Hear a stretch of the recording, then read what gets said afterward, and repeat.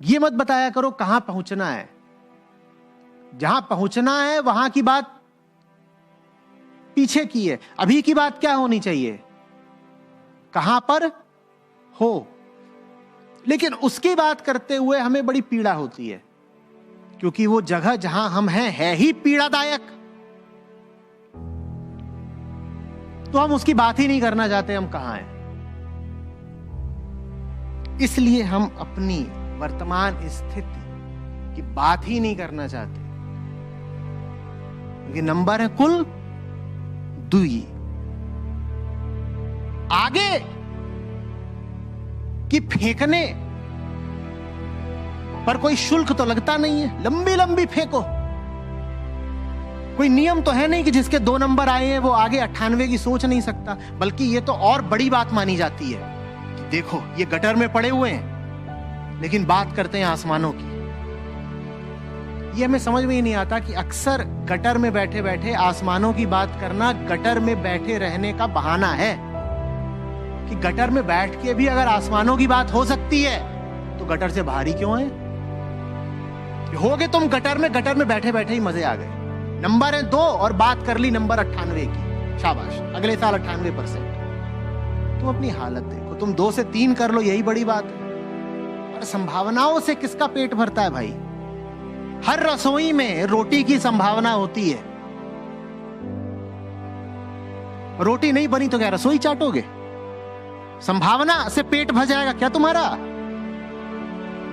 हर रसोई में रोटी की संभावना होती है कि नहीं होती है, तो पेट भर जाता है उससे। रोटी बनती है तो पेट भरता है। संभावना जब साकार होती है तो बात बनती है, नहीं तो संभावना लिए लिए मर जाओ, राख हो जाओ।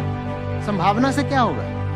जो ये मानने को तैयार नहीं कि वो आकाश हो सकता था पर धूल का कण हो बैठा है अपनी ही मूर्खताओं के कारण, उसके लिए क्या उन्नति। तो 98% निकालना है या 2% की बात करनी है जिस पे खड़े हो।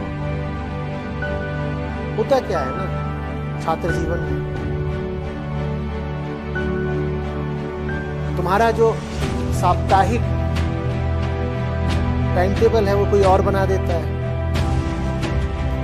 परीक्षाओं का भी कार्यक्रम बाहर से आता है, किताबें भी किसी और की लिखी हुई है। जो विषय तुम्हें ठीक नहीं भी लग रहा उसमें भी 75% उपस्थिति दर्ज करानी है। तो मन को ऐसा लगने लगता है कि ये सब उसके साथ जबरदस्ती हो रहा है। लो आ गया नया सेमेस्टर, ये नया ईयर, और ये आ गई नई किताब सामने रख दी गई है ना। और हमने तो नहीं चाहा था कि 12 अप्रैल से परीक्षाएं हों, लेकिन परीक्षाओं का कार्यक्रम आ गया, उसमें 12 अप्रैल लिखा। हमसे पूछ के थोड़ी लिखा था, हमसे पूछ के नहीं लिखा था, माने हमारे साथ जबरदस्ती हो रहा है। जब हमारे साथ जबरदस्ती हो रहा है तो हम क्यों करें।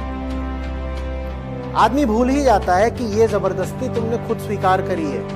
ये जबरदस्ती तुम्हारे साथ हो रही है क्योंकि तुमने उस किताब से प्रेम का वादा करा है, और वादा करने के बाद मुकर नहीं सकते अगर वादा सच्चा है। मैंने चुना है ना भाई, कोई चीज कीमती है, जरूरी है, तभी तो चुनी है। अगर वो जरूरी है तो फिर वो तुम्हारा ध्यान खींचेगी। नहीं खींच रही है लेकिन ये तुम्हारा अनुभव यही कह रहे हो, तो इसका मतलब ये है कि तुम जो कुछ कर रहे हो उसमें तुम्हारा चुनाव निहित नहीं है, कोई जोर जबरदस्ती चल रही है। सच्चा चुनाव वास्तव में प्रेम होता है, इसीलिए वो अचुनाव होता है। इसीलिए उसमें चुनाव करने की प्रक्रिया में बहुत झंझट नहीं होता। जैसे प्रेम में झंझट होती है बहुत, क्या प्रेम करूं कि नहीं करूं है भाई। सच्चा चुनाव एक तरह से विवश कर देता है। जब चुन लिया तो इसी के साथ है, मन इधर उधर भाग ही नहीं सकता, खुद ही तो चुना है, इश्क है भाई। अब कैसे इधर उधर भाग जाओगे। और अगर इधर उधर भाग रहे हो तो इसका मतलब चुना ही नहीं है, या चुनाव बेहोशी में हुआ है। जिम्मेदारी अपने ऊपर लो, कहो ये जो कुछ भी हो रहा है मैंने स्वयं आमंत्रित किया है। मैं चाहता हूं कि मुझे रगड़ दिया जाए, मैं चाहता हूं कि वाइवा में मुझसे खतरनाक सवाल पूछे जाएं, मैं चाहता हूं कि पाठ्यक्रम इतना भारी हो कि मेरा सर फट जाए। ये सब मैंने खुद चुना है। ये बात याद रखनी होगी कि जबरदस्ती नहीं हो रही है तुम्हारे साथ, तुमने खुद चुना।